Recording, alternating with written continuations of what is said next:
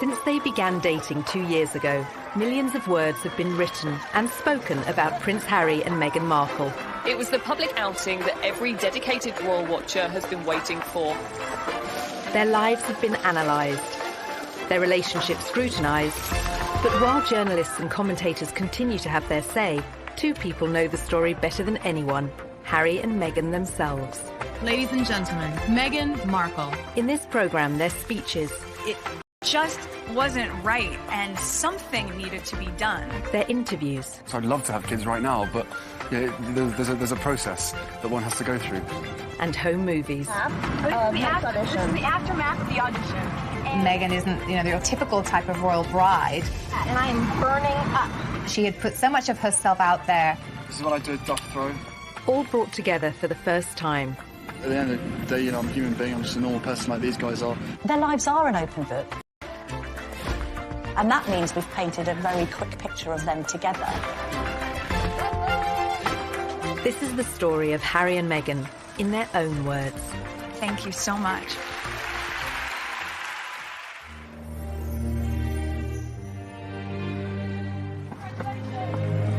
This afternoon, Prince Harry and Meghan Markle stepped hand in hand into the sunken garden at Kensington Palace.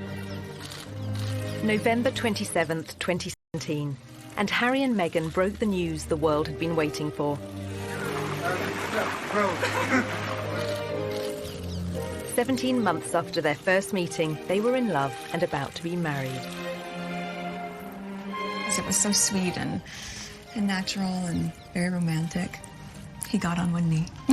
As a matter of fact, I could barely let you finish proposing. I was like, can I say yes now? She didn't even let me finish. She said, can I say yes, can I say yes now? And then there was hugs, and I had the ring in my finger, and I was like, can I give you the ring? And she goes, oh, yes, the ring. Although this was the first time they'd spoken as a couple, both had long experience of talking about themselves.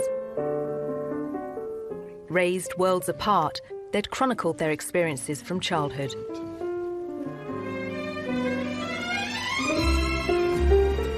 For Meghan, that was spent in Los Angeles, California, where she was born to her white father, Tom, and African-American mother, Doria. It was the late 70s when my parents met. My dad was a lighting director for a soap opera, and my mom was a temp at the studio. I like to think he was drawn to her sweet eyes and her afro, plus their shared love of antiques. Whatever it was, they married and had me. They moved into a house. What it was not, however, was diverse. And there was my mom, caramel in complexion, with her light-skinned baby in tow, being asked where my mother was, since they assumed she was the nanny. Nice, huh? You like these ponytails? With both parents working in the Hollywood entertainment industry, Meghan developed an early love of the stage. She would often visit her father as he worked behind the scenes on a long-running TV sitcom. It was considered so risque, some viewers even organised a boycott. There was a show called Married with Children. Do you remember that Seen it, show? yeah, absolutely, yeah. So I grew up on the set of Married with Children every day after school for 10 years. I was there. Wow. I know. It's a very perverse place for a little girl who went to Catholic school, no less, to grow up. There were a lot of times my dad would say, Meg, why don't you go and help with the craft services room over there? This is just a little off-color for your eyes. I wasn't allowed to watch it at home. I could watch the end credits, so I could give the screen a kiss when I saw my dad's name go by. I mean, they seem very close as father-daughter. And, I mean, she was a striking child. She was beautiful. And everyone would comment on how cute she was. But beyond that, and more important than that, was the fact she was just a very nice little girl and very respectful and just really a sweet kid to be around. Meghan's parents divorced when she was still at primary school. She and her mother Doria lived in a relatively comfortable neighbourhood. But LA at that time was riven by racial tensions, and in April 1992, they boiled over. The acquittal of 4 white policemen filmed beating a black motorist sparked nearly a week of ferocious rioting. The city pretty much burned in South Los Angeles. Skies were black, ashes everywhere. You didn't know how far they were going to reach, or you didn't think they were going to stop. It was kind of just like being in another world. The violence claimed 63 lives. 2,000 people were injured and 12,000 arrested. As it spread north towards Meghan's school, the 10-year-old and her mother had to run for shelter. They had let us go home during the riots, and there was ash everywhere. Oh my God, Mommy, it's snowing.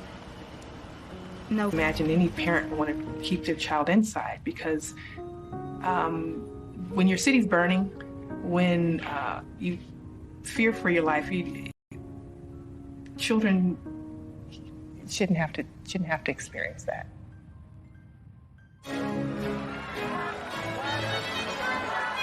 As Meghan was being raised in LA, Harry was growing up in London and in public.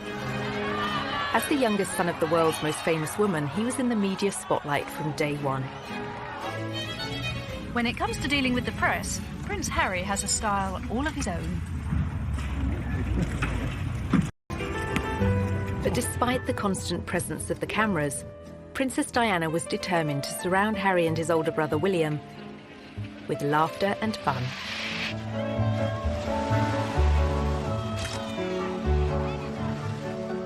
Our mother was a total kid through and through.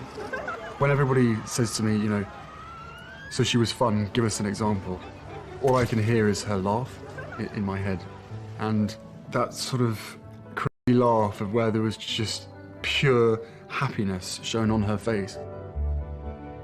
When you look at Prince Harry as a child, there was always a sense that he was a lot more mischievous than his older brother, perhaps because he knew that he didn't have as much responsibility on his shoulders. One of her mottos to me was, you can be as naughty as you want, just don't get caught.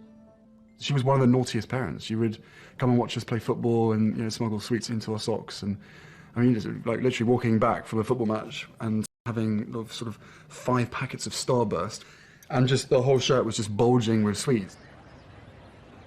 I think that very much appealed to Prince Harry's character and sense of humour, this idea that he could be a bit of a royal rebel like his mum and still get away with it.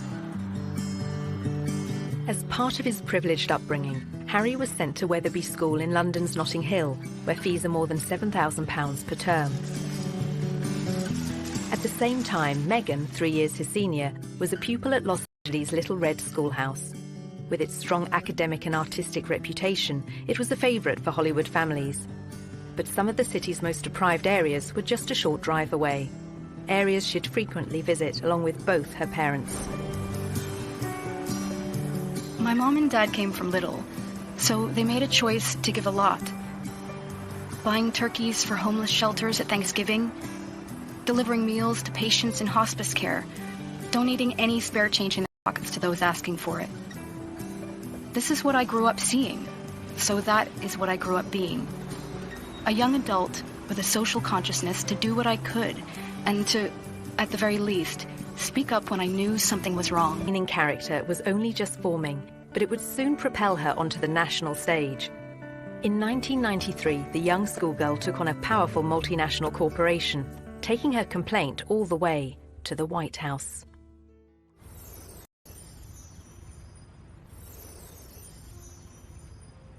Ladies and gentlemen, please welcome Meghan Markle. As a successful actress, Meghan has used her profile to champion a range of different causes. Well, good evening. That doesn't feel like enough, But her campaigning efforts began long before she found fame. The fact that Meghan is interested in these causes, that's not new. It's not something that she's taken up after a life of celebrity, that she's suddenly found out that she needs to help people. It really started from the very beginning when she was just a little girl. There is a story about how she was very proactive in protesting about an advertisement that she felt was very denigrating to women. The gloves are coming off. Women are fighting greasy pots and pans with Ivory Clear. The tagline said, "Women all over America are fighting greasy pots and pans 2 boys from my class said, "Yeah, that's where women belong, in the kitchen." I remember feeling shocked and angry and also just feeling so hurt. It just wasn't right, and something needed to be done. My name is Meghan Markle. I'm 12 years old. Last week at my school, we decided to watch the news for social studies. While flipping through the channels, we saw a commercial for the new Ivory Clear dishwashing liquid. In the commercial, they said women are battling grease, meaning only women do dishes. When I heard this, the boys in Meghan wrote to Procter & Gamble, the company behind the ad, to America's then First Lady Hillary Clinton, and to the US TV program Nick News, which sent a reporter to interview her. I don't think it's right for kids to grow up thinking these things, that just mom does everything. So I was wondering if you would be able to change your commercial to people all over America. Thank you, Meghan Markle. Incredibly, the 12-year-old's lobbying campaign worked. And it was roughly a month later when the soap manufacturer, Procter & Gamble, changed the commercial. The gloves are coming off. People are fighting greasy pots and pans with Ivory Clear. She had a sense that she could affect change, even though she was just one small person. She had a voice. If you see something that you don't like or are offended by on television, make a difference for not just yourself, but lots of other people. Makes me feel... Meghan's time in the spotlight lasted for just a few days in 1993. But by then, Harry was used to relentless media attention. Soon it would become uncomfortable, both for him and his elder brother William. The reason? Their mother's very public and very bitter split from Prince Charles. It must be pretty tough when one day your father says it's all over. And you've got to split your time between here or with your mother. When he was the youngest, he must have seen the arguments and the rows together they'd had, and it had an effect on him. Charles and Diana officially divorced in 1996. In August 1997, she went on holiday with her new boyfriend, Dodi Fayed. Pursued by the paparazzi through the streets of Paris, their chauffeur-driven car crashed in a city centre tunnel. 3 people were killed, including Diana.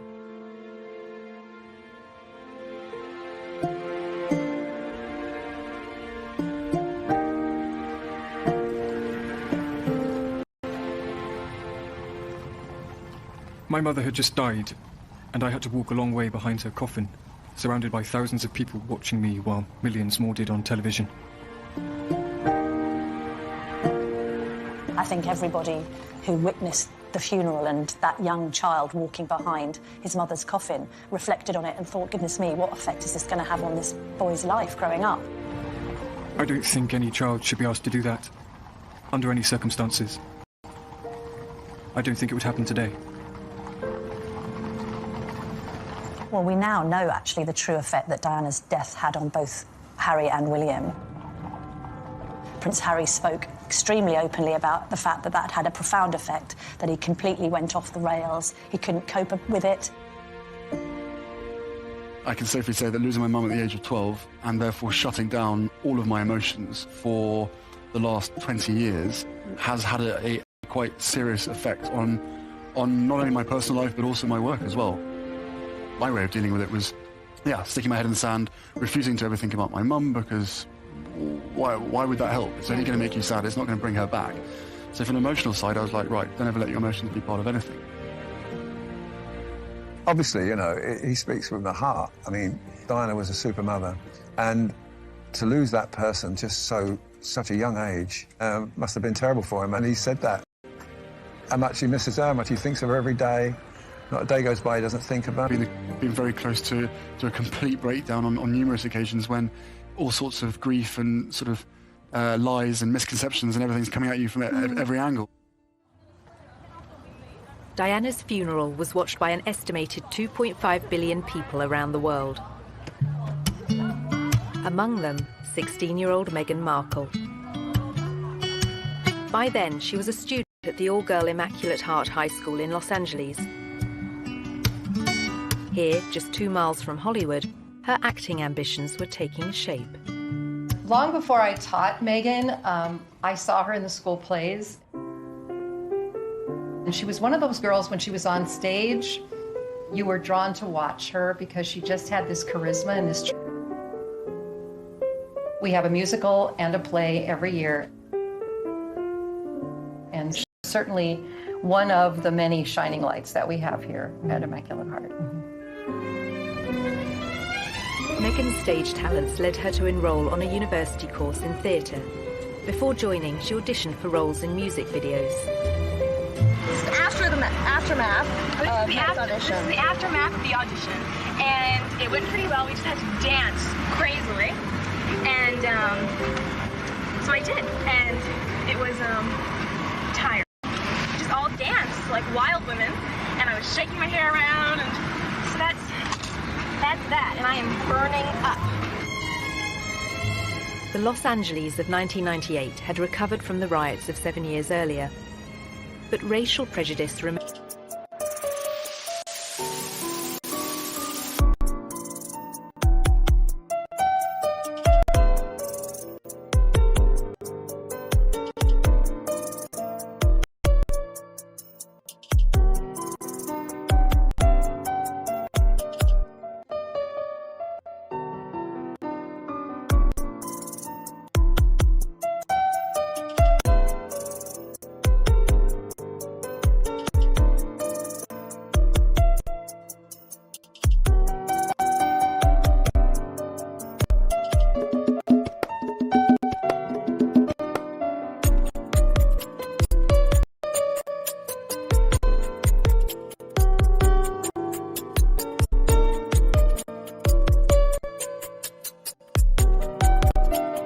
Surface, as Meghan was soon to witness firsthand. I was home in LA on a college break when my mom was called the N-word. We were leaving a concert and she wasn't pulling out of a parking space quickly enough for another driver. My skin rushed with heat, a whisper of words so hushed they were barely audible. "It's okay, Mommy." I was trying to temper the rage-filled air permeating our small silver Volvo. This is something that has happened for people of color since we've been brought to this country some 400 years ago. It's unfortunate because racism hurts. You know, just to talk about it, it hurts. And kids don't need to hurt. They shouldn't have to. I shared my mom's heartache, but I wanted us to be safe. We drove home in deafening silence, her chocolate knuckles pale from gripping the wheel so tightly.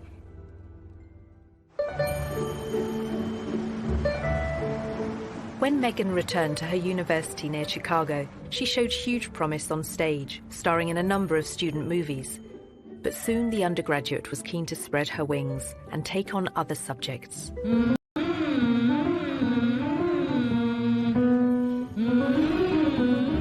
I had always been the theater nerd at Northwestern University. I knew I wanted to do acting, but I hated the idea of being this cliché, a girl from LA who decides to be an actress. I wanted more than that. And I'd always loved politics, so I ended up changing my major completely and double majoring in theater and international relations. As part of her degree, Meghan won an internship at the US Embassy in Argentina. In 2002, the country was in financial crisis. Meghan was sent to greet a top White House official, whose car was then surrounded by placard-waving demonstrators. It was their economic devaluation, and our Secretary of the Treasury at the time was there. So I'm 20 years old, in Buenos Aires, in a motorcade, doing that whole thing. I thought for sure I would still have a career in politics. And then I came back to LA for Christmas, and a friend of mine from college introduced me to this manager. The manager had watched one of Meghan's student films and said he could find her cinema and TV work in return for a 10% cut of her earnings. But, as she was soon to discover, the competition for roles was fierce. A young actor, actress trying to break into the business, it is not easy. My parents had been so supportive, watching me audition, trying to make ends meet. taking all the odds and ends jobs to pay my bills. I was doing calligraphy, and I was a hostess at a restaurant, and all those things that actors do. There's so many people out here who want to get into the entertainment industry. It's difficult. I had a beat-up Ford Explorer Sport that rattled like a steamboat engine in the morning. Audition to audition, just as I was. I mean, you really have to be very self-promoting, and you have to be willing to, knock on doors and be very motivated and have good self-esteem, because you could get eaten alive out here. I would drive to auditions and park at the back of the parking lot, far from the eyes of anyone who could see me unlocking the trunk and crawling into my car through its only feasible entry point. I would play it off, obviously, as though I was looking for something, reaching so deep for something that my car almost sucked me in to get it. Much like my experience in Hollywood, to be honest. Struggling, climbing hurdles, searching for something that I couldn't even see, and just reaching for it. Now in her mid-20s, the most Meghan had to show for her efforts were bit parts in soap operas, TV dramas, and the odd movie. In 2006, she became a briefcase girl on the American version of the quiz show Deal or No Deal, recording up to 7 shows a day. For somebody like Meghan, appearing as essentially an adornment on a game show would not be her ideal job. I'm sure she appreciated the paycheck, but she would have felt creatively unfulfilled. I would put that in the category of things I was doing while I was auditioning to try to make ends meet. I was the ill-fated number, which for some reason no one would ever choose.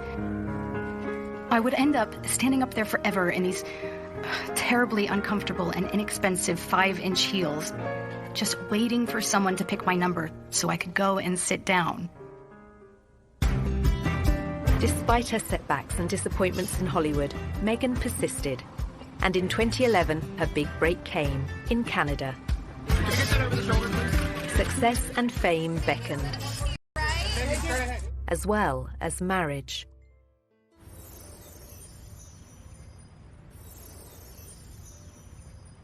By her late 20s, Meghan Markle was still struggling to make it in Hollywood. Along with the hurdles facing all young actresses, she had a further challenge: her mixed-race heritage. It took quite a few years for Meghan really to be comfortable with her identity.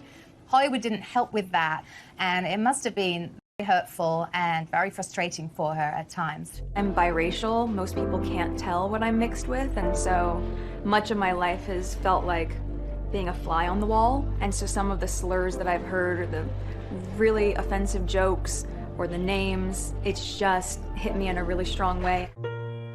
Pegged in the industry meant I could audition for virtually any role.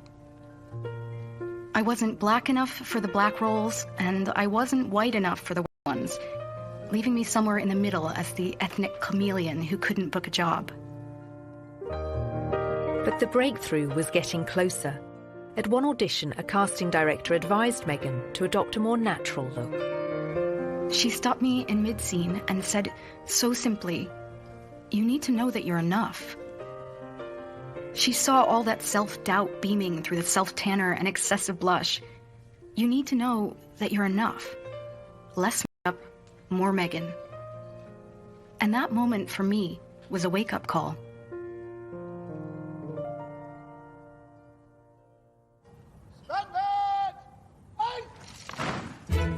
As Meghan edged closer to fame, Harry was doing his best to escape the media spotlight. After finishing his studies at Eton, he took a gap year, then enrolled at the Sandhurst Royal Military Academy, passing out in 2006.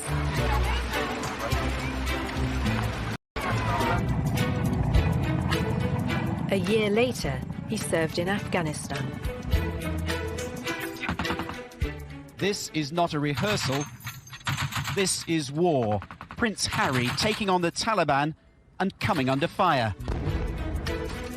The army had deployed Harry to the front line in secret. The media were only allowed to report on it as his 20-week tour of duty came to an end. This is what I did, duck throw. At the end of the day, I'm a human being. I'm just a normal person like these guys are. I don't know. It's just nice to be. I wouldn't expect the British public to make much of it. I think they would just turn around and go, "Yep, good on him. Good on the people who got him out there. He's a soldier. So what? Basically, so what? So what if he goes out there? My husband went out there and he died. So what if he goes out there?" The general opinion, and hopefully so. He was very good at his job. He was very competent. And he fitted in very well with everyone that he worked with. There was no airs and graces with Harry. He just wanted to be treated the same as everybody else, which he was. He didn't expect any sort of special favours, being the Queen's grandson. Harry's determination to be treated the same as other soldiers won him praise from the media. But newspapers were less impressed by his behaviour when off duty. In 2012, pictures of a semi-naked royal enjoying time off in Las Vegas made the front pages. It was probably a classic example of me probably being too much army and not enough Prince. I don't really want to get into details of what I think or what other people think. At the end of the day, I probably let myself down, let my family down, and let expect.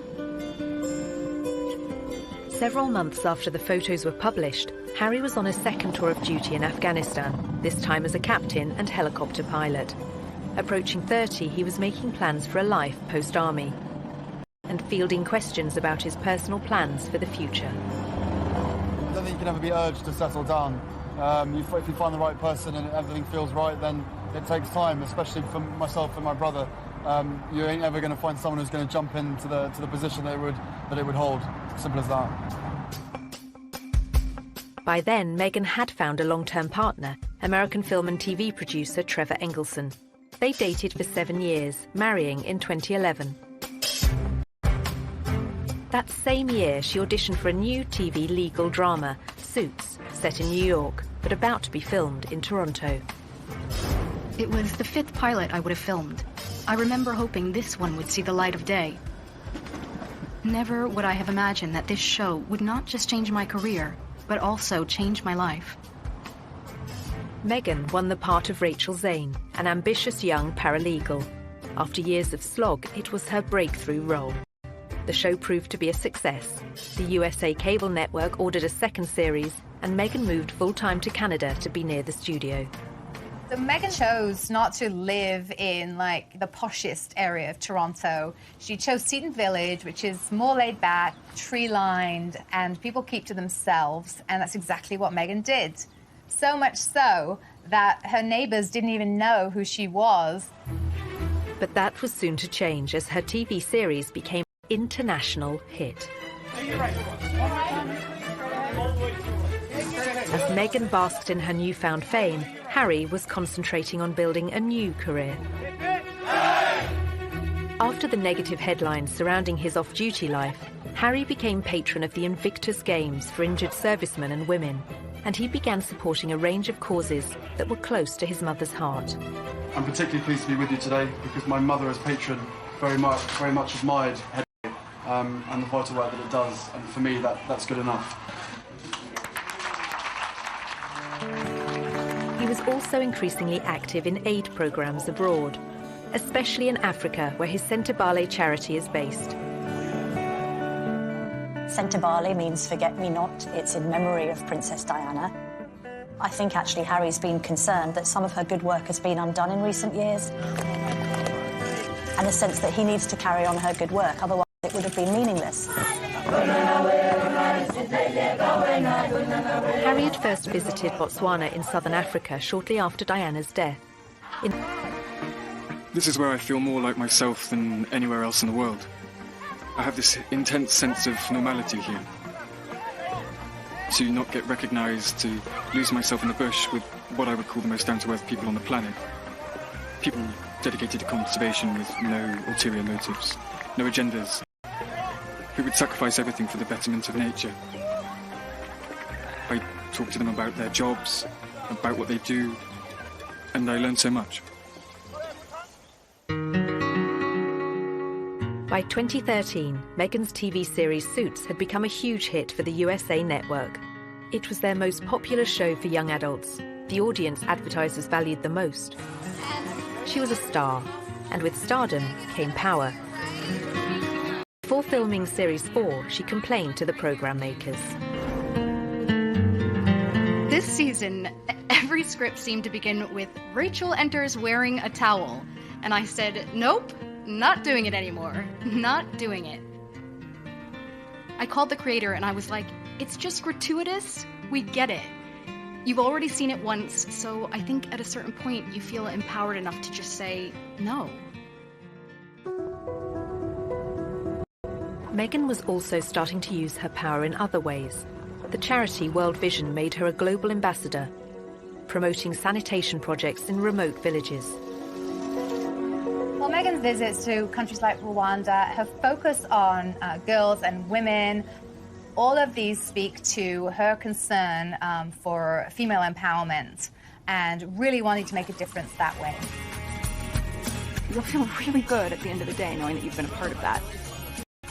I gotta get these kids home. I'm gonna go take a picture with them.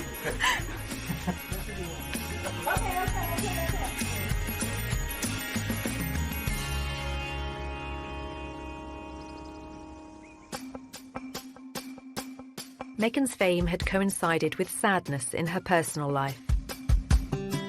In 2013, she and Trevor Engelson divorced after 9 years together and 2 years of marriage. Although neither has ever spoken publicly about the split, commentators attributed it to the distance between them. While Meghan concentrated on her TV work in Toronto, he remained in LA. At 31, Harry was also unattached, despite a series of girlfriends and a reputation as one of the world's most eligible bachelors. I said to Prince Harry, when are you going to get married? And he said, when are you going to get married? He always had a string of pretty serious relationships with pretty serious women. I don't think that worked simply because, although she loved him, she didn't love the status of monarchy and the baggage that he came with him. And then Cressida Bonus, again, another very bright spark, lovely girl. Again, loving Harry and being with Harry, but not the circus that comes around him. In 2015, a year after that latest split, Harry went on a tour of New Zealand and revealed his strong desire to start a family. Of course, I'd love to have kids right now, but you know, there's a process that one has to go through. And, you know, tours like this is great fun. Hopefully I'm doing all right by myself. It would be great to have someone else next to me to sort of to share the pressure. But, you know, time will come. Whatever happens, happens, I guess. The relationship he craved was just a year away. When he first met Meghan in London in July 2016, they discovered much in common. Both their parents had divorced when they were young. They were famous, wealthy, and had a shared interest in the developing world. It was one of the first things we started talking about when we met, was just the different things that we wanted to do in the world and how passionate we were about seeing change. I think that was, that's what got date 2. Soon after that second date, their first holiday, Harry invited Meghan to the country he'd first visited in the aftermath of his mother's death, 19 years earlier. I think about 3, maybe 4 weeks later, that I managed to persuade her to come and join me in Botswana, and we camped out with each other under the stars. We spent, she came and joined me for 5 days out there, which was absolutely fantastic. So then we were really by ourselves, which was crucial to me to make sure that we had a chance to get to know each other. The couple kept their relationship secret throughout the summer of 2016. But then, at the end of October, the first headline appeared. You have a story like that and it breaks, and the rest of Fleet Street is then playing catch-up. And it was then after the story broke that you found people descending on Meghan's house, chasing after anyone that ever knew her, chasing after family members. I think both of us were totally surprised by the reaction after the first 5-6 months of what we had to ourselves of what actually happened from then. So I think you can have as many conversations as you want and prepare as much as possible, but we were totally unprepared for what happened after that. Some reports concentrated on Meghan's family neighbourhoods in LA. Others focused on the breakup of her parents' marriage and her relationships with her half-sister and half-brother. There's a misconception that because I have worked in the entertainment industry that this would be something I would be familiar with. That I've never been part of tabloid culture. I've never been in pop culture to that degree. I made the choice to not read anything. But some of the coverage and comments incensed Harry. Breaking news from Kensington Palace this morning. Prince Harry After 8 days of headlines, he came out fighting. I think that's one of the strongest statements I've ever heard come out of a palace.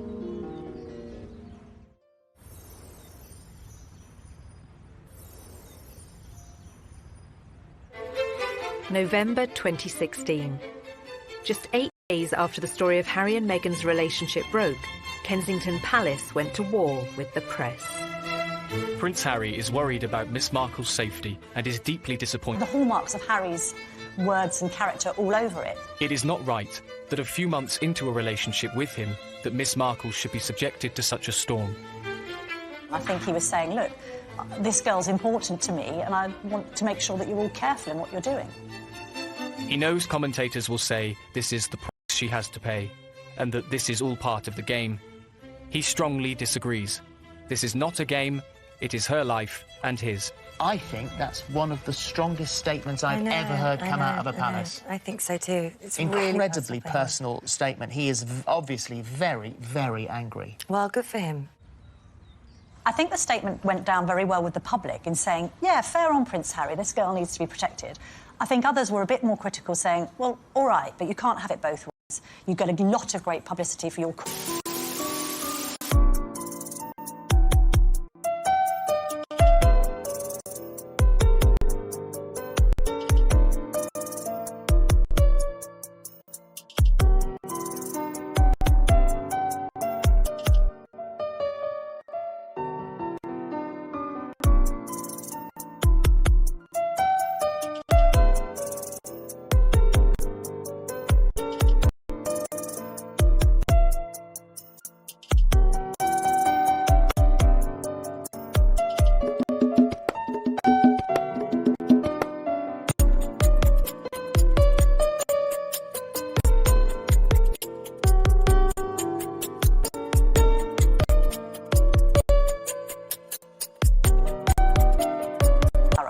If we want to find out about your private life, we're entitled to.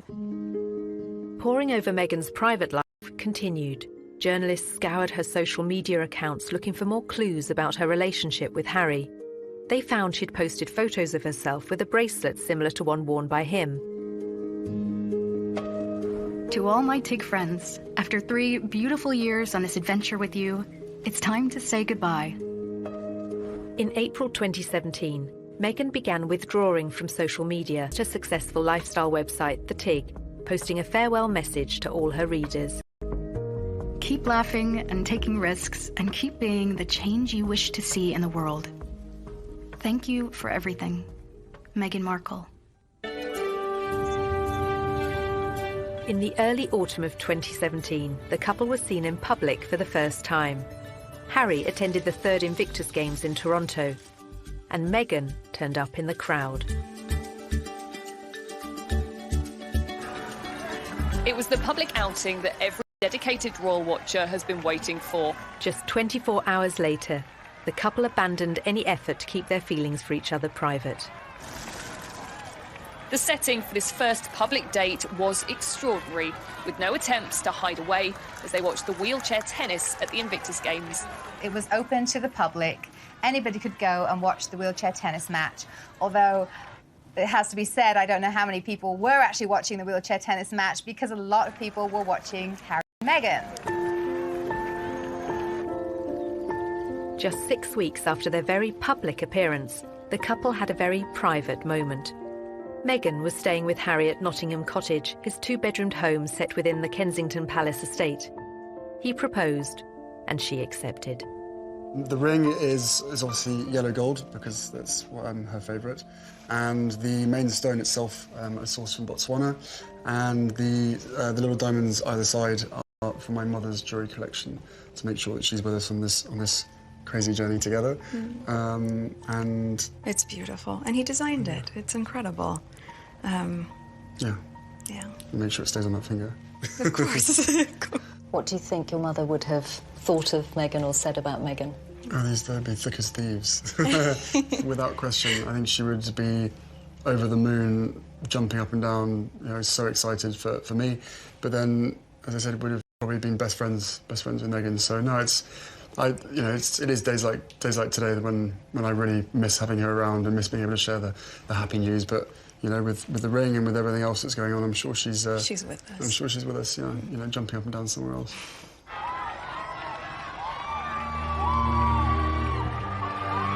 Since the announcement, Meghan has become the fresh face of royalty, connecting with a new generation, just as Harry's mother once did.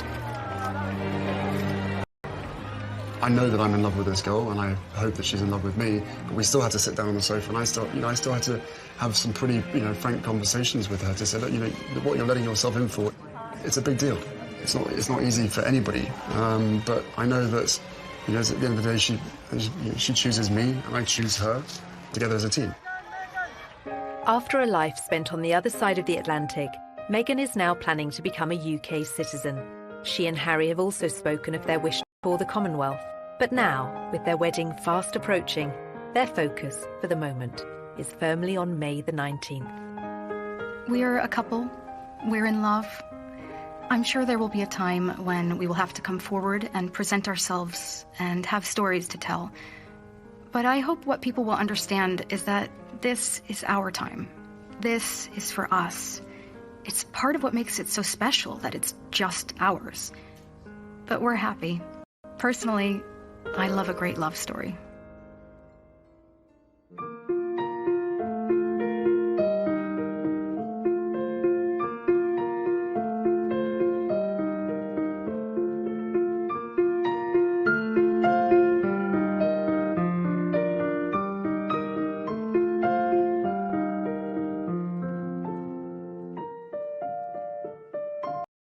House. With its strong academic and artistic reputation, it was a favourite for Hollywood families. But some of the city's most deprived areas were just a short drive away. Areas she'd frequently visit along with both her parents. My mom and dad came from little, so they made a choice to give a lot. Buying turkeys for homeless shelters at Thanksgiving, delivering meals to patients in hospice care, donating any spare change in their pockets to those asking for it. This is what I grew up seeing, so that is what I grew up being.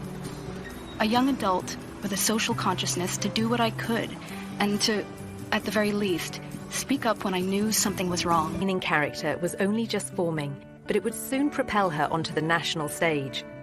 In 1993, the young schoolgirl took on a powerful multinational corporation, taking her complaint all the way to the White House.